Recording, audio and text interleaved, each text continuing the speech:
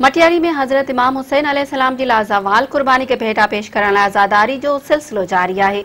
मटियारी जे क़दीमी जीजी आमू बीबी जे पिण ते सैयद सिकंदर अली शाह पारां सालियाना मजलिस अज़ा बर्पा करे करबला जे शहीदनि खे भेटा पेश कई वई। मजलिस अज़ा में मुख़्तलिफ़ शहरनि कायल नुहा ख़्वाननि अंजुमन दर बतूल हाला अंजुमन फहद आज़म हाला दुआ सैयदा सैयद सिकंदर अली शाह अंजुमन दुआ सैयदा दाद सिंधी अब्दुल गफूर हैदरी ईमान अली ऐं ॿियनि नुहा ख़्वानी कई। मोमिनीन सीना ज़नी करे करबला जे शहनशाह हज़रत इमाम हुसैन अलैहिस्सलाम ऐं उन जे जानिसारनि खे भेटा पेश कई। मजलिस अज़ा में अज़ादारनि वॾे अंग में शिरकत कई। मजलिस अज़ा दौरान कंहिं बि अणवणंदड़ वाक़िए खे मुंहुं ॾियण लाइ SHO मटियारी एजाज़ सूमरो जी अॻवानी में पुलिस जी वॾी नफ़री पिणु मौजूद हुई। उन मौक़े ते सैयद सिकंदर अली शाह जो चवणु हो त इमाम हुसैन अलैहिस्सलाम जी ज़िंदगी सिर्फ़ मुसलमाननि लाइ न पर समूरे आलम इंसानियत लाइ राह निजात आहे। हुन जो त करबला में इमाम हुसैन सॼे कुटुंब खे कुर्बान करे हक़ जी वेढ़ में दुनिया अंदरि हिकु मिसाल क़ाइमु कयो।